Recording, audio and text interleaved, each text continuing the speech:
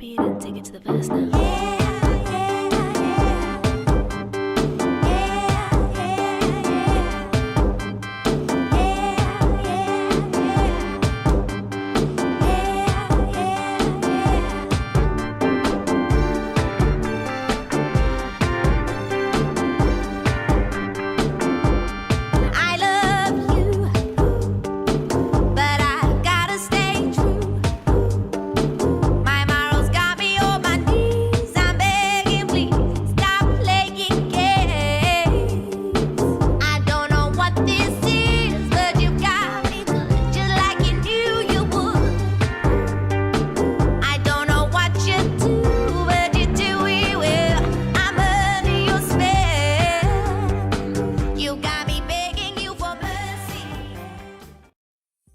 Bueno, muy buenas tardes. Nuevamente bienvenidos a nuestros espacios de capacitación, de compartir en esta industria, en este sistema aeronáutico que tanto queremos y tanto respaldamos y protegemos.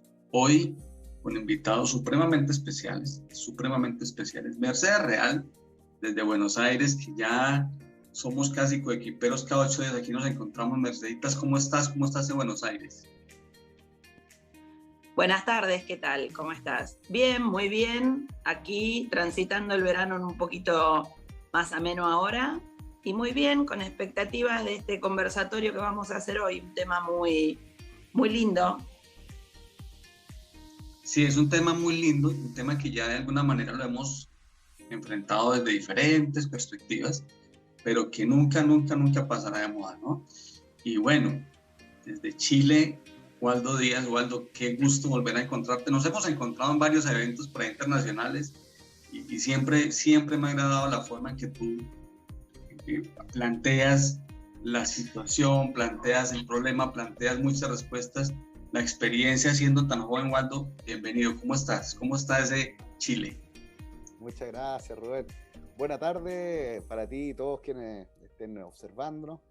Aquí en Chile muy bien, estamos en pleno verano todavía, disfrutando del verano. Yo estoy un poquito más al sur de la capital de Santiago, en la ciudad de Concepción, y feliz de poder acompañarte efectivamente con ganas de poder aportar más que nada y te agradezco la presentación. No, el agradecimiento de todos quienes podemos acceder a tus comentarios, a esos contenidos. Definitivamente, bueno, bajó un poquito la hora de calor allá en Buenos Aires, me decía Mercedes, y bueno, Latinoamérica sigue creciendo, sigue avanzando. Hoy nos compete un tema que, como lo decíamos ya hace unos minutos, pues no es la primera vez que hablamos sobre los centros de instrucción aeronáutica. De hecho, piensa uno que los centros de instrucción pues son, en definitiva, un tema de tratar desde cualquier aspecto en la aeronáutica. Sí, todos los que estemos trabajando en el sistema aeronáutico pasamos por un centro de instrucción en algún momento, todos. De tal manera que el centro de instrucción termina siendo casi que un eje de referencia para muchos aspectos, para la norma, para el entrenamiento, para la formación, como negocio, etc. Pero hoy nos compete un tema bien interesante, y es realmente esa visión, esa perspectiva de los centros de instrucción de hoy. ¿Están cumpliendo a cabalidad esa tarea hacia el sistema aeronáutico?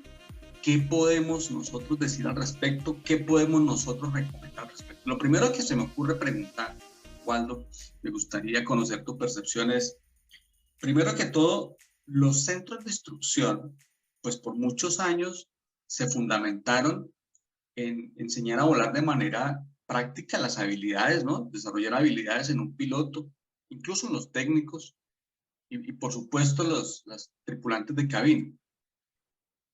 Luego vino una época muy interesante con lo cognitivo, lo de todos los exámenes de memoria, y había que saberse todo de memoria.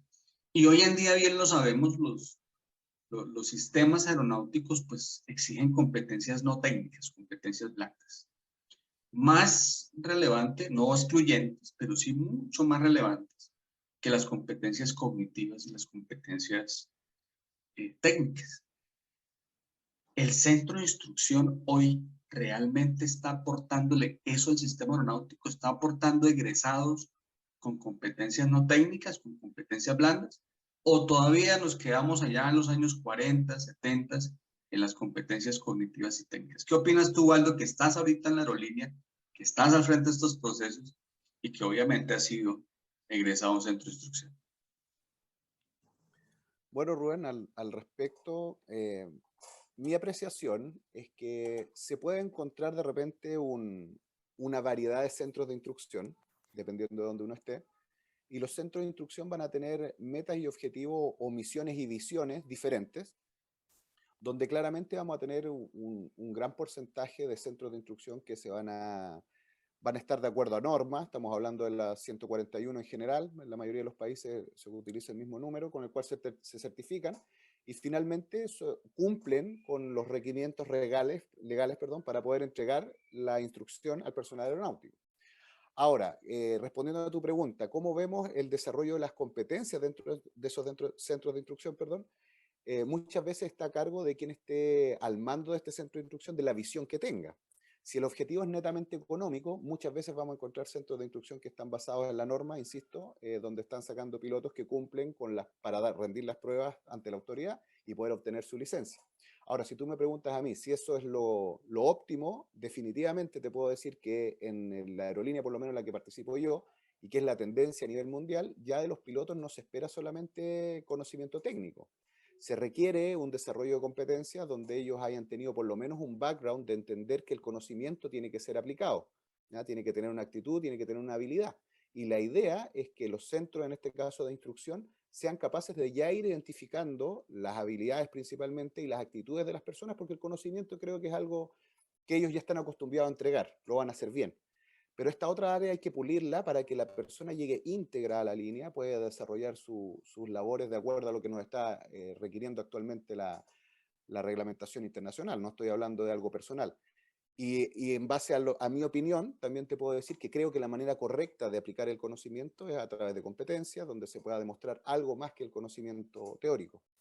Entonces creo que actualmente existen dos tendencias: centros de instrucción que están basados en la parte antigua que tú bien mencionabas, y algunos que están transicionando a entregar mayores capacidades en las competencias a sus alumnos. Mi idea sería que todos transicionaran a eso. Ahora, creo, como te digo, que actualmente está en las manos de quienes están a cargo de estos centros de instrucción si lo toman o no. Creo que ahí podríamos darle un poquito más de espacio a la reglamentación regional y exigir un poco más de que vayamos transicionando a este nuevo método. Gracias. Imaginémonos ese panorama tan tenaz que estamos de escuchar. Es decir, los centros, o más bien las organizaciones que están al frente de la responsabilidad de la formación de personal aeronáutico, cumplen sus objetivos dependiendo de la perspectiva del dueño, gerente o socio de esa institución o de esa organización. Y esa visión, ese objetivo puede ser tan diverso como el mismo negocio. Entonces, he ahí la gran diferencia. ¿Qué los une a todos? Definitivamente lo que decía Waldo es el cumplimiento de una norma para poder expedir una licencia técnica. Lastimosamente, pues no ha sido suficiente. Ya no es suficiente con cumplir una norma técnica. Ahora, ¿será que la norma técnica no es suficiente? Lo que sucede es que, como cualquier otra organización, la autoridad aeronáutica que genera la norma, pues deberá actualizar también sus objetivos y su visión frente a las competencias no técnicas.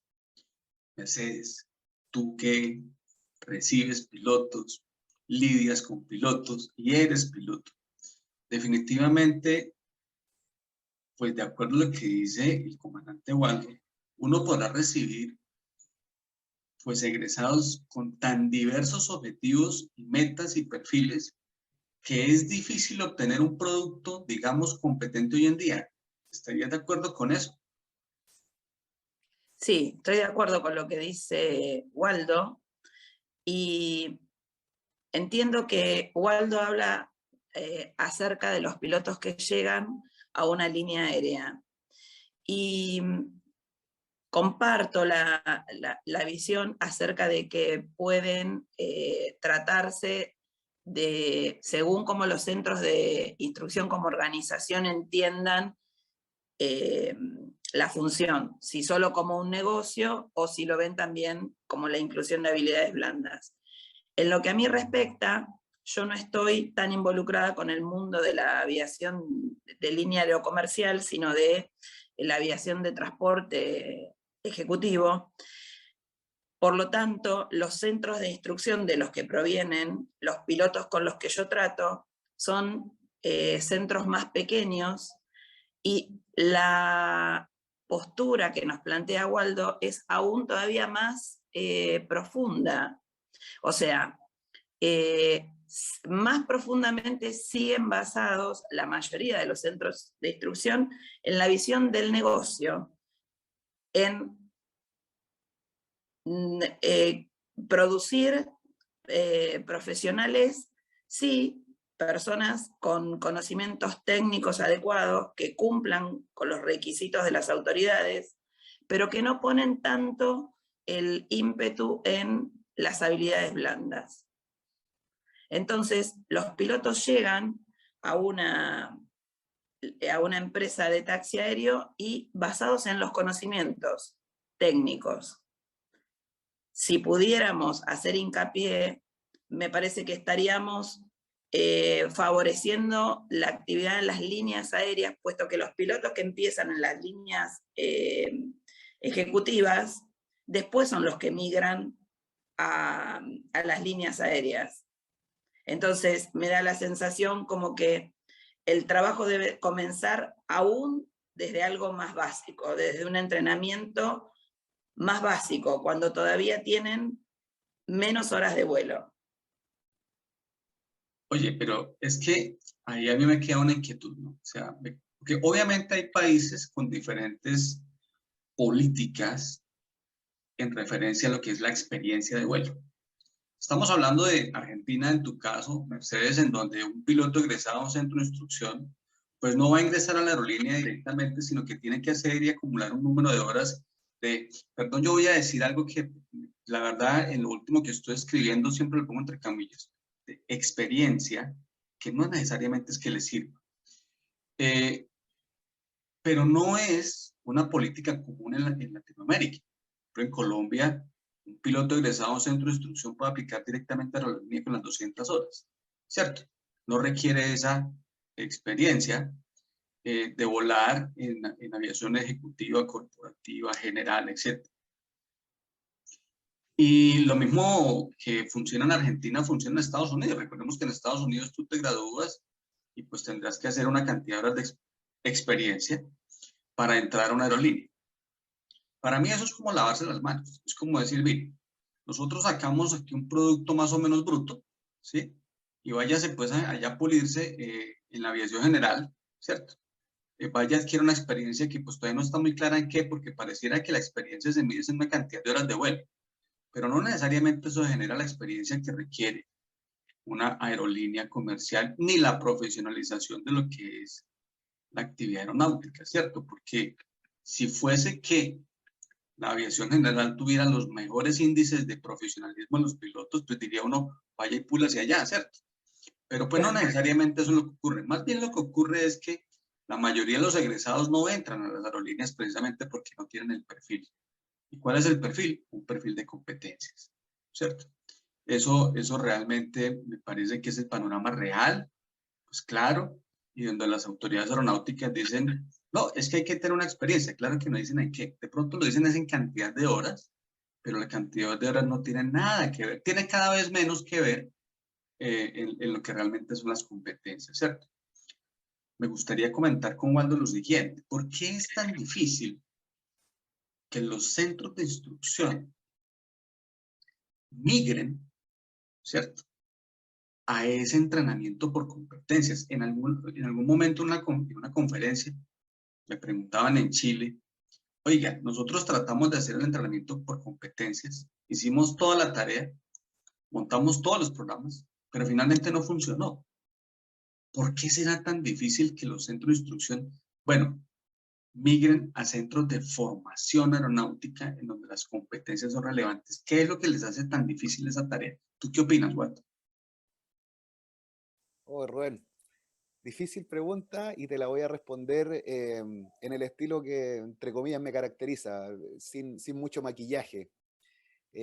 yo creo que finalmente lo que ocurre es que para que tú puedas entregar un producto como el que tú estás planteando de los alumnos que están apasionados por la aeronáutica y la aviación en general y entran a un centro de instrucción esperando obtener el conocimiento, las habilidades para poder desarrollarse después dentro del ámbito aeronáutico.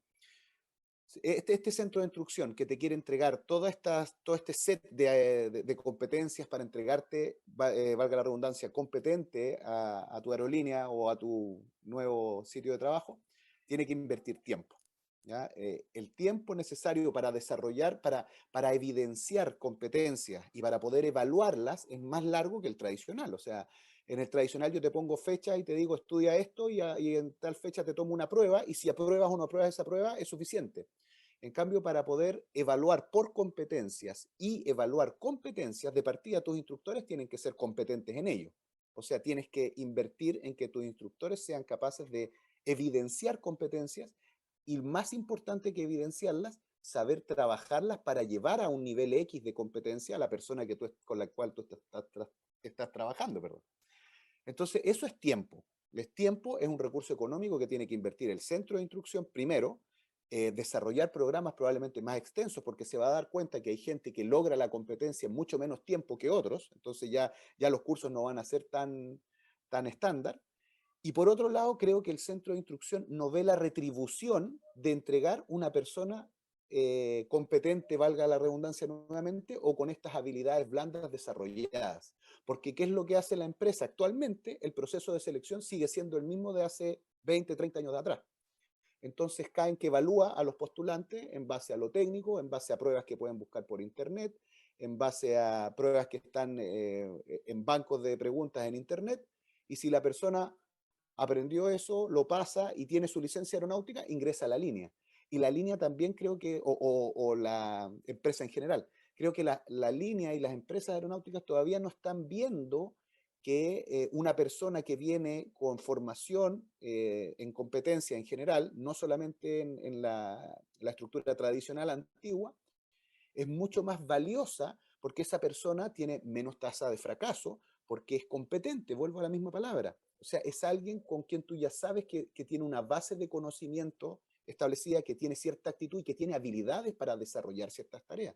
Si tú no te fijas en eso cuando lo seleccionas, obviamente después tienes problemas más adelante porque esas personas fracasan, ya sea en los ascensos, en sus cambios de escala o simplemente en algún simulador X donde tú dices, oye, pero ¿por qué esta persona falló en esto? Si ya viene con su licencia. Y ahí viene, creo que todo este tema del que estamos conversando, o sea, viene con su licencia que está basada en la parte teórica. Entonces, respondiendo un poco a tu pregunta, creo que es el tiempo que necesitan los centros de instrucción para generar este tipo de personas es más largo y la valoración externa no es tanto actualmente. Entonces, creo que esas dos cosas se juntan y nos llevan a que actualmente los centros de instrucción no sientan la necesidad de cambiar el modelo. No, y es que si nos ponemos a hacer ese análisis de lo que acabas de mencionar, pues se nos puede ir todo un día hablando, bueno, un día y más sobre esa problemática. Es que en definitiva, cosas que has mencionado, pues que son muy dicientes. El tiempo para un centro de instrucción en definitiva es dinero, ¿cierto? Y dijiste una cosa interesante, y también requiere personal, obviamente, con conocimiento en competencias y con las proeficiencias de moldear competencias. Ya el instructor tiene otro perfil, y eso también significa dinero, ¿cierto? Entonces, pues, gran problemática es que, pues, avanzar en estas lides es invertir dinero. Es invertir dinero en un negocio que no es tan claro porque, pues, si yo simplemente expido una licencia, pues estoy cumpliendo en teoría mi tarea. Pero la licencia, bien lo dice, es una licencia técnica, no es una licencia por competencias. Entonces, ahí yo pienso en lo siguiente. Todos los vacíos o todas las acciones o inacciones del centro de instrucción, pues lo recibirán las aerolíneas y los operadores a futuro, que tendrán que, en sus propios programas de entrenamiento, empezar a lidiar con esa problemática. Aquí en Colombia hace poco, el año pasado, estudiamos unas estadísticas de la Autoridad Aeronáutica con referencia a los rendimientos de la seguridad operacional. Me causó curiosidad ese análisis tan sencillo que decía que los centros de instrucción no reportaban muchas aproximaciones desestabilizadas.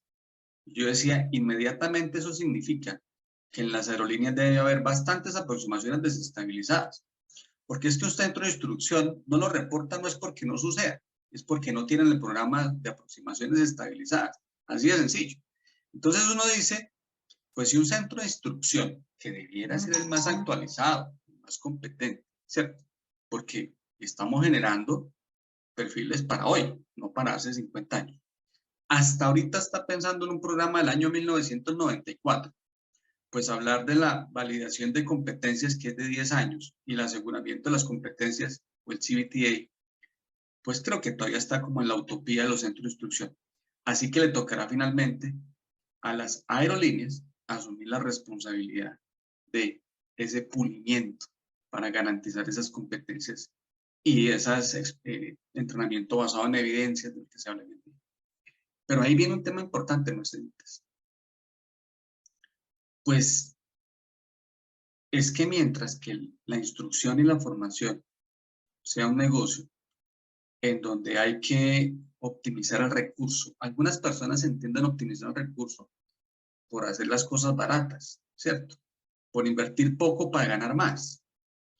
Y algunos centros de instrucción consideran que el cliente es el padre de familia del aspirante, pero no perciben que el cliente son las aerolíneas o los operadores que van a recibir esa materia producida, esa evolución de la materia prima al egresado.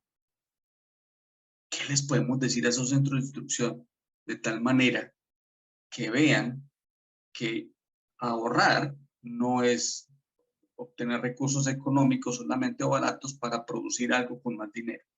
¿Cómo podemos orientar ese tema financiero? Bueno, hoy es tu día de planteo de preguntas difíciles de responder. Y eso es mucho mejor.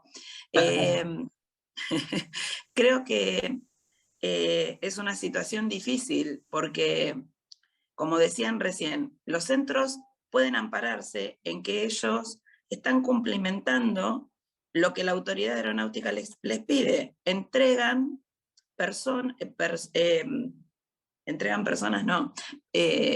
instruyen personas en conocimientos técnicos que obtienen licencias cuya exigencia es técnica. Es cambiar una cultura, todo un estilo de pensamiento, poder hacer que los centros de instrucción tomen como propia la visión de que hay algo más que lo que puede reportar como negocio económicamente. Un centro de instrucción que pueda hacer carne la idea de que es más profesional la instrucción en competencias que en conocimientos técnicos, va a lograr mayor prestigio. Entonces, y en el largo tiempo va a tener, desde mi punto de vista, más cantidad de personas que se entrenen. Porque también las líneas aéreas, no los padres a quienes tienen como clientes, sino la línea aérea va a preferir personas entrenadas. Me da la sensación que si en el extremo superior ponemos la línea aérea, que es quien toma el personal, en principio le da lo mismo tomar a alguien que tenga competencias o que tenga entrenamiento técnico mientras cumpla lo que la norma exige, mientras sea una cuestión monetaria nada más, va a costar mucho, porque lo que hay que hacer es un cambio cultural, y sabemos que los cambios culturales llevan tiempo, más cuando se tienen que dar desde las bases hacia arriba. Yo estoy totalmente de acuerdo con eso. De hecho, yo pensaría, si me lo preguntasen, que el mejor índice de evaluación de un centro de instrucción es cuántos puso finalmente en el mercado. Cuántos egresados realmente, no necesariamente cuántos entraron a cierta aerolínea, ¿no? Aerolínea X, Y o Z, porque es que digamos que las aerolíneas en sus procesos de selección también son muy amplios, ¿no? En su perspectiva. Pero ¿cuántos realmente están en el mercado del sistema aeronáutico profesional y competitivo? Ahí uno podría hacer un análisis y creo que no me equivoco. De pronto me gustaría socializarlo aquí, aprovechemos con Chile y Argentina. Pero creo que no me equivoco en decir que lo que sucede en Colombia es casi que general. Un piloto egresado a la Fuerza Aérea es mucho más apetecible que cualquier otro piloto de cualquier otro centro de instrucción en Colombia. Es decir, un piloto que ha sido egresado de fuerzas militares. Pero específicamente pienso yo, por lo menos en Colombia, de Fuerza Aérea, piloto de la Fuerza Aérea pasa su hoja de vida a cualquier aerolínea y está dentro de los primeros opcionados. Y entonces uno pregunta, porque pues he estado en el otro lado, que son los procesos de selección, y uno dice, bueno, ¿y cuál es el concepto sobre eso? ¿Cuál es el fundamento? No, es que un piloto de esos viene disciplinado, organizado, cumple la norma, bueno, una cantidad de cosas que no son, aterriza más bonito, vira más lindo, es más coordinado cuando mete el pedal. No, no, no, no, no hay nada técnico, ¿cierto? Sino que hablan sobre una cantidad de competencias de formación más que de instrucción. Claro, también son personas que por su exigencia, digamos, el tiempo que se le dedica a lo que es el estudio y a la competencia, pues es bastante alto. Eso lo miran, de alguna manera, las aerolíneas. Y curiosamente, yo lo digo aquí, por lo menos en Colombia, el único centro de formación aeronáutica es la Fuerza Aérea, los demás son centros de instrucción. Es decir, te damos lo que dice el reglamento para que saques tu licencia, pero si usted llega tarde a una clase, pues es que yo como pierdo un cliente, ¿cierto? Pero si usted no se puso un uniforme, no, pues yo para qué peleo con usted y con su papá si es que voy a perder ahí $50,000. No, no, no, no, no. Entonces, somos permisibles y tolerantes frente a una cantidad de cosas porque es que vamos a perder un dinero ahí que se representa por un alumno. Las fuerzas militares, si usted se despeina ese día, pues hasta luego, mi amigo, y entre más saquen gente, mejor, porque no hay tolerancia ni hay, digamos, esa permisibilidad. Entonces, en ese orden de ideas, aquí en Colombia por lo menos sucede que la entidad que más pilotos aporta al sistema y que los ubica son las fuerzas militares, específicamente Fuerza Aérea. ¿Es esa gran parte de la diferencia entre la formación y la instrucción? Waldo, ¿tú qué opinas con respecto a eso? Bueno, estaba tomando nota de lo que estabas diciendo como para que no se me fueran las ideas de atrás para adelante de lo que empezaste a hablar de los militares. Mira, yo no comparto 100% lo que dices tú y no lo comparto por un tema actual. Te voy a decir por qué. Yo creo que la premisa que tú mencionas aquí en Chile se dio también 10 años atrás. Era tal cual como tú dices. Y desde esos 10 años hasta hoy ha ido variando. ¿Ya? No estoy diciendo que los pilotos militares no sean cotizados en el mercado, por el contrario, lo siguen siendo. Pero creo que algunas empresas se han dado cuenta que el perfil del militar es difícil de moldear. Y como es difícil de moldear, hay ciertas empresas que prefieren traer gente con menos horas y con menos, como tú bien dijiste, con una formación diferente, o a veces sin formación en otra área que no sea solamente la técnica, porque eso le permite a la compañía que esa persona, ellos la moldean, ellos lo ordenan y le dan sus lineamientos de su cultura y cómo ellos quieren operar. Y al de la Fuerza Aérea les cuesta un poquito moldearlos. Si bien el de la Fuerza Aérea está muy apegado a los procedimientos, es una persona que probablemente es asiduo a estudiar, y digo probablemente porque yo también fui parte de la Fuerza Armada, y creo que tú también, Rubén, sabemos que dentro de la Fuerza Armada también hay de todo, o sea, no las idealicemos como algo superior, porque no lo es. Somos personas normales y cada uno tiene sus capacidades y efectivamente estamos bajo un régimen que nos hace ser diferentes.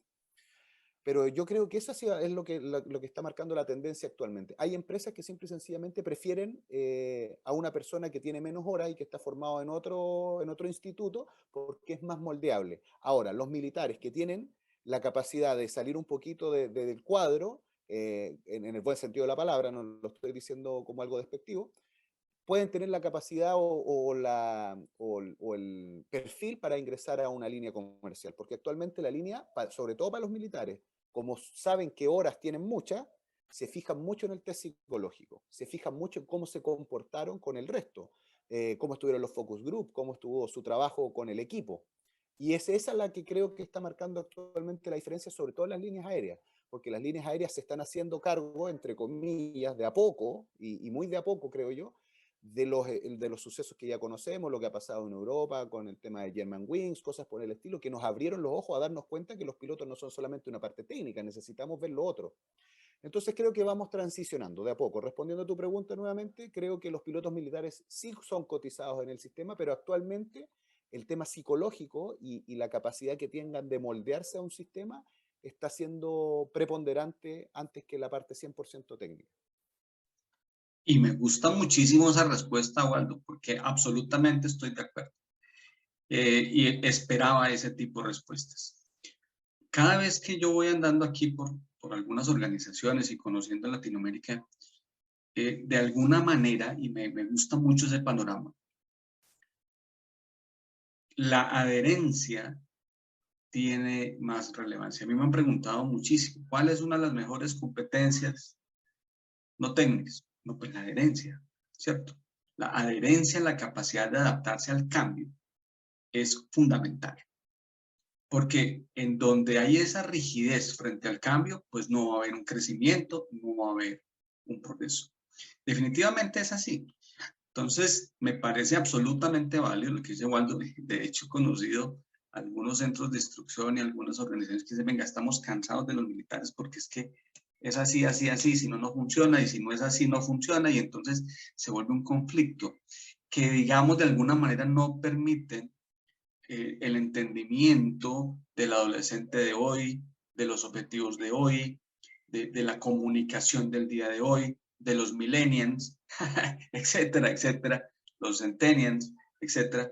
No, es casi que impermeable, ¿no? Es impermeable esa mentalidad. Y definitivamente eso nos dice algo muy importante. Mira que la capacidad de adherencia al cambio, la capacidad de cambiar, es una competencia no técnica, no cognitiva. Es la facilidad con la que yo me adapto. Y por ahí dice, alguna vez que hacíamos entrenamientos de A320 y de estandarización, pues digamos lo más difícil de estandarizar pilotos es esa capacidad de adherencia. Cuando el piloto nuevo no tiene esa adherencia al estándar nuevo, pues es un conflicto, es un problema. Mercedes, es algo bien interesante. ¿Cómo puede un centro de instrucción entonces con la herramienta que ya contiene? Es decir, ¿qué herramientas contiene un centro de instrucción? Normalmente tiene un pensum académico ya establecido de acuerdo a una norma, algunos aportes del mismo centro de instrucción, y contiene un programa de entrenamiento en horas, ¿no? ¿Cómo puede un centro de instrucción de hoy, con esas herramientas que fueron diseñadas hace 50 años, incluir estas competencias en las herramientas que ya existen hoy? Es decir, ¿cómo sería una reingeniería de los programas de instrucción y entrenamiento hoy en día? Bueno, creo que el puntapié inicial debería estar dado en reconocer que tienen esa carencia. Una vez que reconocen que carecen de esa habilidad, van a necesitar incorporar o entrenar a sus propios instructores para que ellos adquieran primero esas competencias y poder modificar la forma en que instruyen, la forma en que evalúan y la forma en que influyen, entendiendo la influencia desde una manera positiva, en la forma de pensar del personal que entrenan, en cuanto a influir en cuanto a que es absolutamente necesario incorporar esas capacidades, que es mucho más provechoso tenerlas y que los conocimientos técnicos se van a obtener con mayor facilidad si las competencias blandas son entrenadas primero?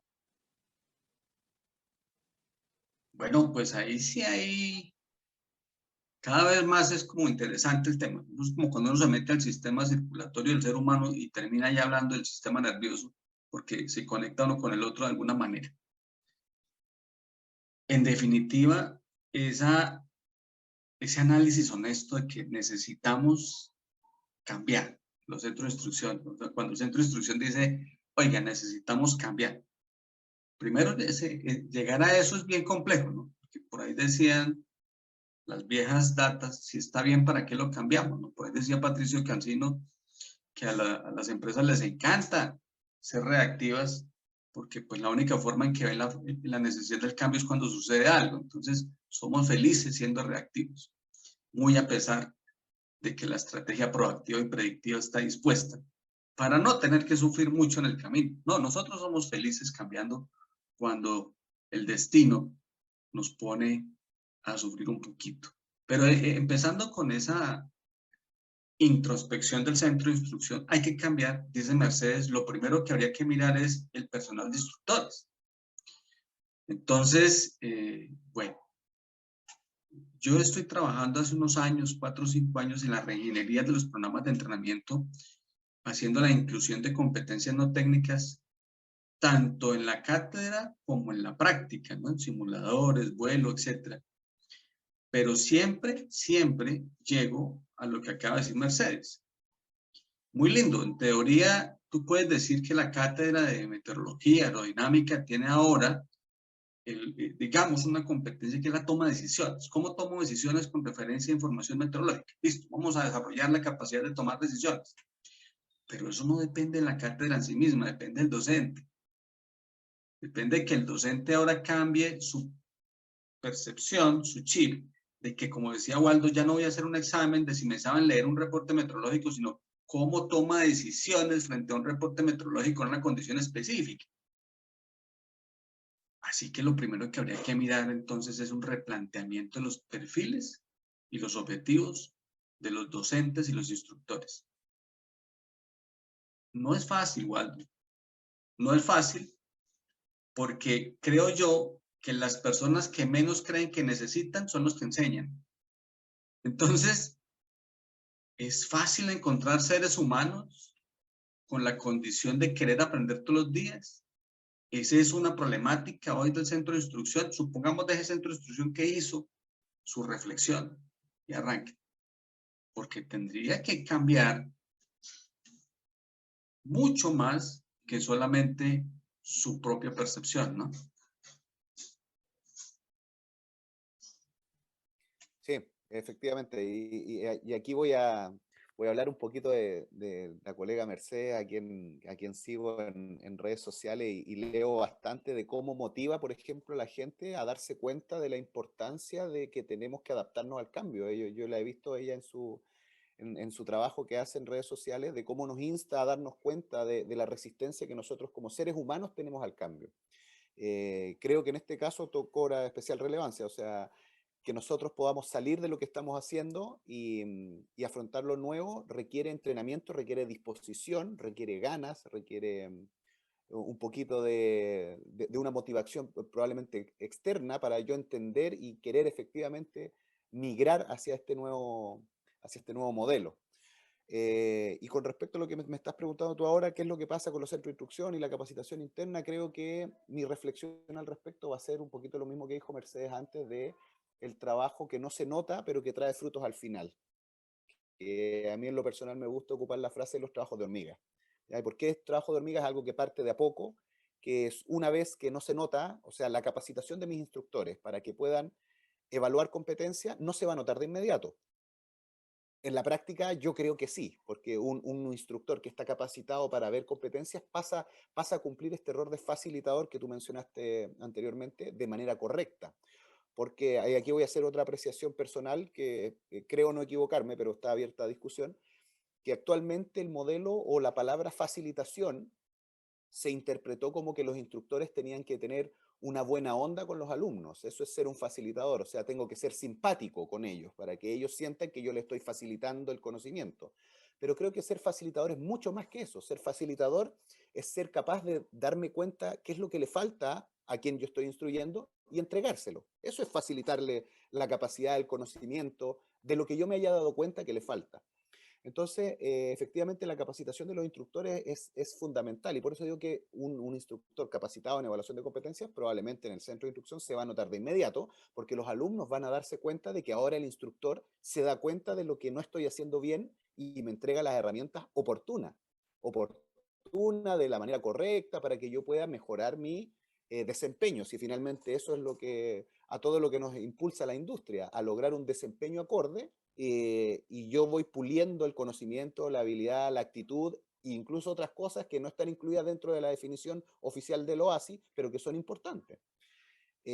Así que definitivamente la capacitación de instructores dentro del centro de instrucción es fundamental, pero para eso tenemos que partir por el cambio. Y yo creo que ahí hay que hacer un trabajo que escapa de lo técnico, y por eso cité a Mercedes, porque creo que es un trabajo más mental, más de condición humana para poder salir de ahí.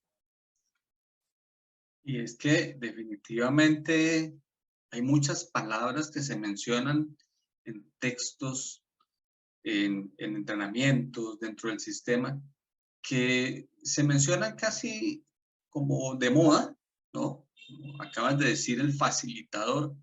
Y ahora tengo un glosario bien lindo, de una cantidad de palabras que se mencionan muy fácil, pero que nadie entiende la relevancia, el fundamento, la significancia, y obviamente mucho menos la práctica, como lo que es la moral, la práctica, la misma seguridad. Se habla mucho de seguridad, pero nadie sabe cómo es la cosa, ¿cierto? En este caso de el facilitador, me parece que es muy válido lo que acabas de decir. Se confundió el término de facilitador con la persona que complacientemente, ¿cierto?, acepta una cantidad de condiciones del alumno simplemente como para que sea chévere y agradable la tarea. Pero definitivamente nosotros tenemos que fundamentarnos en el ser. El ser no es una persona que acepta el cambio de manera natural, aunque es natural cambiar. Pero a nadie le gusta cambiar, ni mucho menos que lo cambien. Entonces, facilitar el cambio no necesita necesariamente la tolerancia a esa reacción negativa hacia el cambio. Yo pienso que el facilitador, como bien lo dice Waldo, por ahí va a salir en un texto que estoy terminando para el otro mes ya, la publicación. Realmente cómo se facilita la adherencia y cómo se facilita la asimilación de contenidos a través de un buen perfil del instructor. Sí, claro, sin duda alguna, el perfil del instructor ha de replantearse, ha de educarse, ha de entrenarse y ha de formarse. Lo cual implica que hoy en día un facilitador tiene fundamento científico, por supuesto, tiene competencias técnicas, por supuesto, pero tiene una gran capacidad de generar cambio a través de algunas competencias no técnicas. Y el éxito final será lograrlo en sus alumnos, que no solamente son alumnos que ingresan por primera vez al sistema, porque recordemos que los centros de instrucción también hacen el entrenamiento recurrente de todas las empresas de aviación que no son las aerolíneas. Y ahí tenemos otro gran vacío, porque si es el 95% de las empresas que son de aviación no aerolíneas aún no cumplen los estándares del sistema, pues gran parte de esa responsabilidad cae en el centro de instrucción, que es quienes los reentrenan anualmente y por quienes los programas recurrentes pasan. Pues Mercedes, yo creo que tú como parte directa de esa aviación no aerolínea, la llamamos a veces aviación no regular, aviación general, etcétera, y será consecuente de eso que acabamos de decir, que ese panorama, ¿no?, del nivel del riesgo, del nivel de la operación ajena pues a los estándares, también tiene que ver con el centro de instrucción, que ha dejado un bache también por allí en esos reentrenamientos anuales. ¿Tú qué opinas? Sí, definitivamente. Lo que pienso mientras te escucho es que puede darse la situación en que los instructores por sí mismos, por una cuestión de querer progresar, salir de su zona de confort, puedan entender que la opción de entrenarse en capacidades va a ser mejor. Pero mientras tanto, el CEO del centro de instrucción no entienda que incorporar instructores con esas capacidades distintas es exactamente lo que va a producir el cambio en el entrenamiento, es la llave del éxito. Mientras eso no suceda, se van a seguir dando estos entrenamientos recurrentes basados en capacidades técnicas. ¿Por qué? Porque para la cabeza del centro de instrucción, lo importante va a seguir siendo el negocio y no el entrenamiento. Es absolutamente válido y todo nos lleva allá. Yo pienso que sí, Mercedes. O sea, muchas gracias. No sé si te interrumpí. Sí, quería agregar algo más. Por eso, respecto de lo que dice Waldo, el seguimiento que hace de mis posteos, que se lo agradezco, yo me veo a mí misma como una especie de pájaro carpintero que pica y pica, pica, pica, y que el árbol en el que pica es el seso, el cerebro de las organizaciones. Pico y pico, pico en las organizaciones tratando de producir ese cambio. Es difícil. Me han dicho pero incluso alguien lo tiene que hacer. Somos muchos. a mí me han dicho que la tarea que hacemos es utópica. Yo no creo que sea utópica. Es una tarea que en algún momento, poco a poco, va a abrir camino. Claro, pero todo llega a un punto muy claro, como bien lo decía Mercedes, y ya también lo ha dicho Waldo, y es el negocio del centro de instrucción. Claro, tener un docente del perfil, ¿no? Tener un instructor con el perfil, tener un programa incluyente, competencias, todo esto implica, como bien lo dice Waldo, tiempo. Es una regenería completa, pero también es una inversión que en teoría para los centros de instrucción de hoy en día no es necesario. Porque en teoría, lo que diga el reglamento, ¿cierto? Y en teoría, también sería como que, ¿quién a la final me dice si mi alumno o mi piloto es concordante con los estándares o no? Ah, pues me lo dice un inspector de la Autoridad Aeronáutica basado en una norma que no incluye estas necesidades. Entonces, de alguna manera, pues hay un problema financiero. Waldo, claro que sí, levantaste la mano y luego haré una preguntita.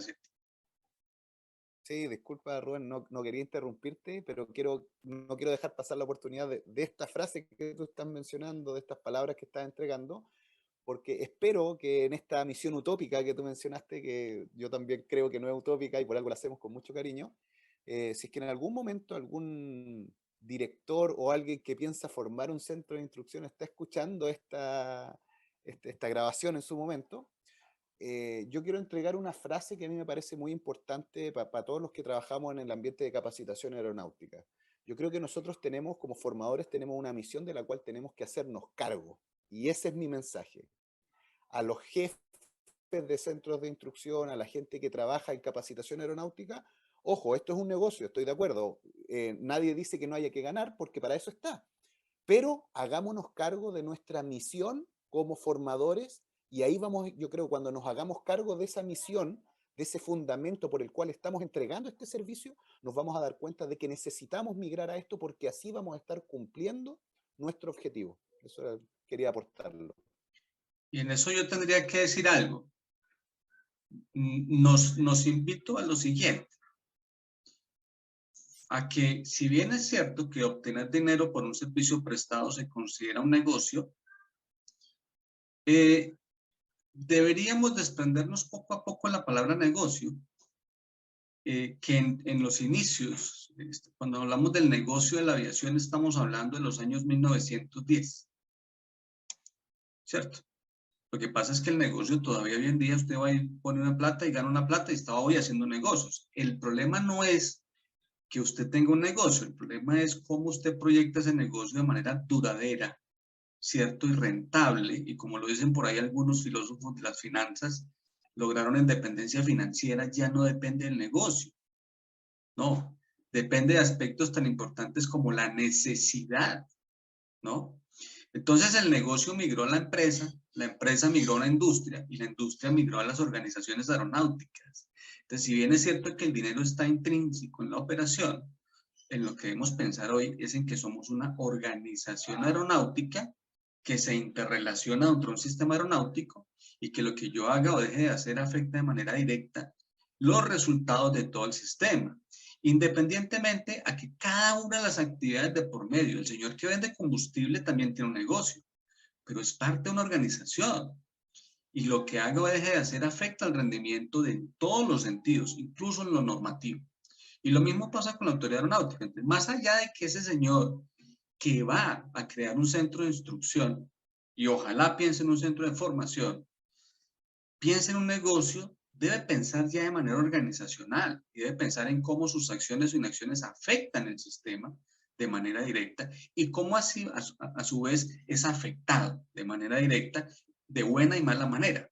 Y yo digo de buena manera porque cuando yo conozco la necesidad del sistema, puedo promover entonces un programa acorde a esas necesidades y ya no solamente tendré un negocio, sino quizás una independencia financiera formando personal aeronáutico. Por eso me parece que es importante dar una actualización incluso en los términos de negocio, empresa, industria, organización y sistema, que pocas veces lo he conocido muy bien asimilado en algunas partes de las organizaciones aeronáuticas. Todavía pensamos exclusivamente en el intercambio de dinero, ¿cierto? Pero yéndonos más allá de eso, pues podríamos decir que la permanencia de ese intercambio depende más de la organización que del mismo negocio. Finalmente, quisiera hacer una pregunta a Waldo y Mercedes, porque indudablemente nosotros no podemos ser autodidactas. Es decir, formar competencias no nos lo enseñan a ningún piloto. No lo enseñan en ninguna cátedra de gerencia aeronáutica o administración aeronáutica. Se entendería que la disciplina que debiera entrar con fuerza en esta promoción, promover competencias no técnicas, es la psicología aeronáutica. Debiera ser. ¿Es así? ¿Funciona? ¿Qué invitación podemos hacer, comandante Walter? Bueno, Rubén, agradecer que nos dé la oportunidad de aportar con esta pregunta que tú estás haciendo, que creo que definitivamente nos involucra a todos los que estamos, por lo menos hoy día aquí. Estoy seguro que los que van a estar escuchando también hay gente que va a estar relacionada en esto, y ojalá haya gente también que no, para que escuche un poquito de esto. Sí, estoy de acuerdo contigo. La psicología, y voy a hablar un caso personal. Mi evolución, por llamarlo de alguna manera, humildemente quiero hablar de evolución, no estoy diciendo que haya evolucionado mucho, pero el crecimiento que he tenido a lo largo del tiempo se ha visto principalmente afectado por dos tópicos. Uno de ellos es la pedagogía, que debo decir que me interesó de sobremanera. Estoy casado con una mujer que afortunadamente tiene mucho conocimiento en pedagogía, y ella me ha formado, y yo también he ido aprendiendo de la pedagogía y de la psicología. Actualmente también estoy haciendo estudios relacionados con la psicología, específicamente aeronáutica, y creo que la combinación de la psicología aeronáutica en este caso, junto con la pedagogía, en mi caso como instructor, han sido llaves para abrir muchas puertas que antiguamente yo creía poder abrir, pero la verdad hacía el intento, pero no sabía bien cómo llegar. Creo que definitivamente la capacitación constante, y no solamente esta área, probablemente deben haber otras muchas áreas que también influyen en poder desarrollar mejores competencias, pero concuerdo en este caso, o para responder tu pregunta, porque no fue una afirmación, sino que fue una pregunta, yo sí concuerdo que la psicología aeronáutica ayuda a entender muchos fenómenos y a entender muchos comportamientos de los cuales yo después puedo hacer un aporte en base al conocimiento. Así que definitivamente la psicología sí es un aporte en este ámbito. Oye, Mercedes, y frente a ese aspecto en particular,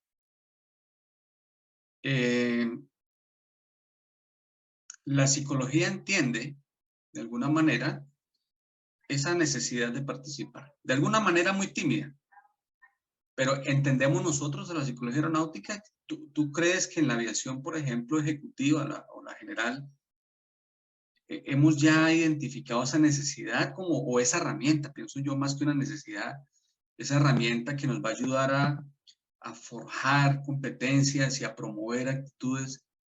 ¿La hemos ya visualizado o todavía estamos pensando que la psicología es la que nos quita el certificado médico y ya no nos deja volar? Sí, creo que todavía hay algún resabio de esto, de que si voy al psicólogo es porque estoy loco y me sacan la licencia.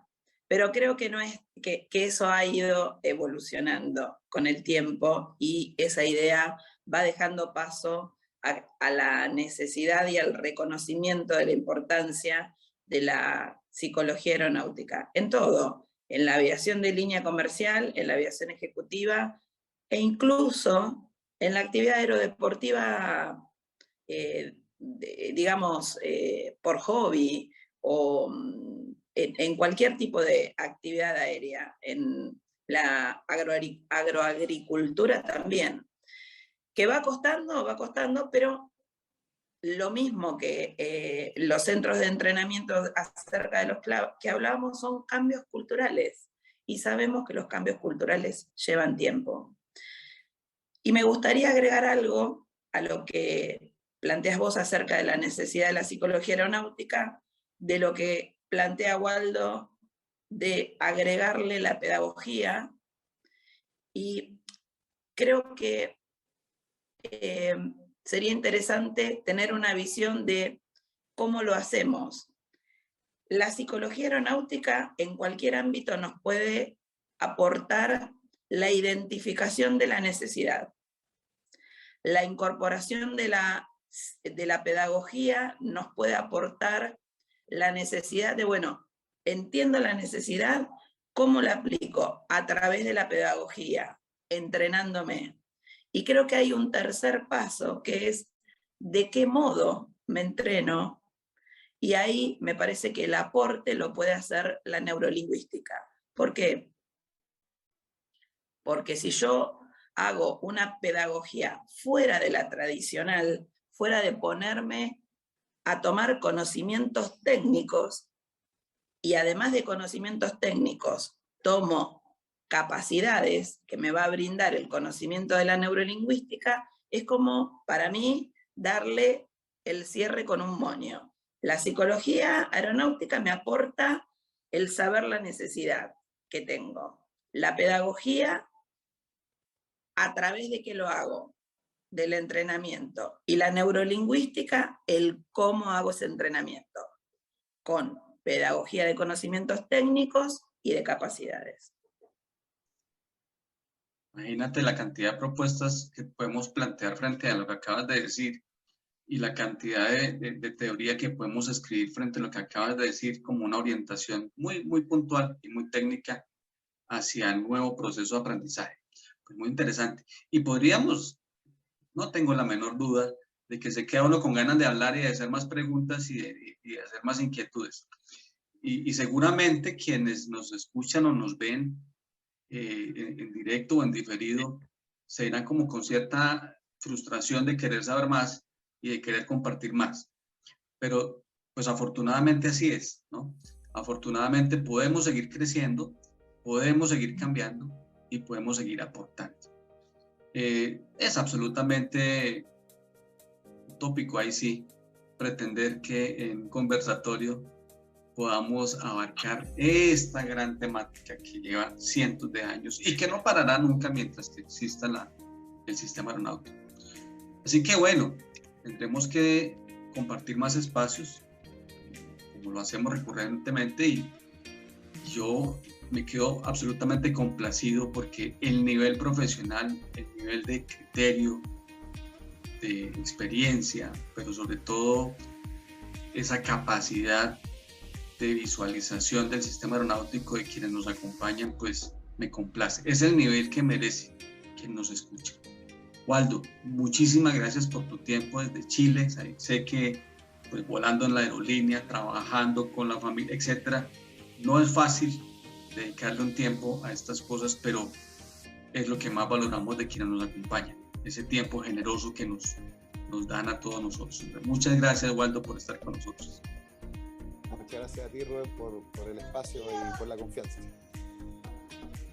Mercedes, ya de la casa, como ya hace mucho rato que nos acompañamos, entonces muchísimas gracias.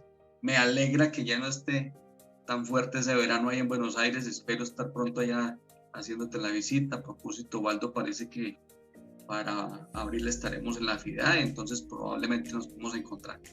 Merceditas, muchas gracias por estar con nosotros y por ese tiempo tan generoso que nos brindas. No, gracias a vos por la oportunidad y siempre es un placer escucharte a vos y a Waldo y uno siempre aprende algo más con cada uno de estos conversatorios. Muchas gracias. Bueno, y pues obviamente agradecer a todas las instituciones, a todas las asociaciones que nos acompañan, Clearway de Chile, Aviacol de Colombia, Rufus de Buenos Aires, la Sociedad Aeronáutica Argentina, la Asociación Latinoamericana de Seguridad Operacional, la Asociación de Psicólogos Aeronáuticos de Colombia, la Asociación Venezolana de Psicología Aeronáutica también, que nos acompañan, Centro de Entrenamiento NUCAC de Villavicencio. Cada vez más son más entidades que respaldan y acompañan estos contenidos. Y claro que sí, por supuesto, a todos quienes le dedican el tiempo para escucharnos, compartirnos y obviamente dispuestos siempre a sus inquietudes y sus aportes. Muchísimas gracias y esperamos vernos pronto con otro más de nuestros capítulos, de nuestros análisis de contenido de este sistema aeronáutico. Chao, chao.